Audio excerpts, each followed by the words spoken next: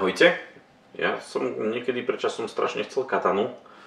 Možno sa čudujete, že ako to súvisí s Formula 1 F1, na ktorý sa práve pozeráte, ale súvisí, verte mi. Ale chcel som katanu nie kvôli tomu, že katana, a strašne sa mi páčil taký ten rituál, ako niekto okolo toho meča naozaj dokázal behať a starať sa o ňa, ale štít to a podobne. A určite každý by možno ocenil také nejakej svojej zbierke, aj keby to mala byť naozaj zbierka zložená z jedného kusu, práve taký nôž, o ktorý sa dá starať ako naozaj oko v hlave. A toto je jeden z takých tých kúskov. Toto je Formula 1 F1, ako jasná je z toho koženého puzdierka. Je to ale taká naozaj zberateľskejšia edícia, dodávaná v takejto peknej darčekovej kazete, vystlanej čiernou látkou. Presný názov verzie je F1L3GMM. Link nájdete v popise samozrejme. Kožené puzdierko od Formula 1, jednoduché, účelné.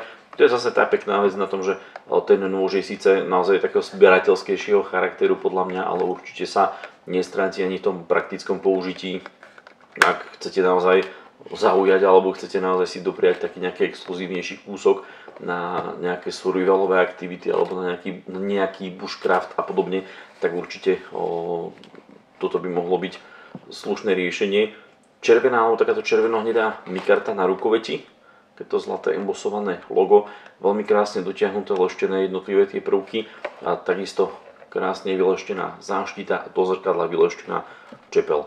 Veľmi pekný podarený naozaj zberateľský kúsok. Krásna je tá F1. Taktiež na čepielke, možno tak trošku netypický, stíhačka JAS 39 Gripen novej generácie, vyznačenie samozrejme materiálu, označenie modelu a tak podobne. Tá stíhačka je naozaj taký kúsok alebo taký prvok, ktorý dodáva tomu konkrétnemu modelu taký nejaký punt zvláštnosti. Určite si myslím, že ich nebude vyrobených veľa týchto modelov, týchto prevedení. Samozrejme to urobené laserom, nie je to nejako ručne gravírované ani nič podobné, ale určite sa z toho naozaj môže stať veľmi slušný alebo veľmi pekný zberateľský kúsok. Toto je naozaj taká ukážka toho, čo vo Formula 1 naozaj vedia. Naozaj krásne, kompletne zlícovaný ten nôž. Tá mikarta je urobená naozaj do hladka. Človek by ani nepovedal na prvý pohľad, že to je mikarta.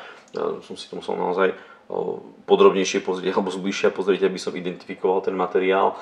A musel som si to naozaj overiť v nejakom technickom popise alebo špecifikácii, či sa fakt nepozerám na nejaký zvláštny druh dreva. To mi to pripomína asi najviac.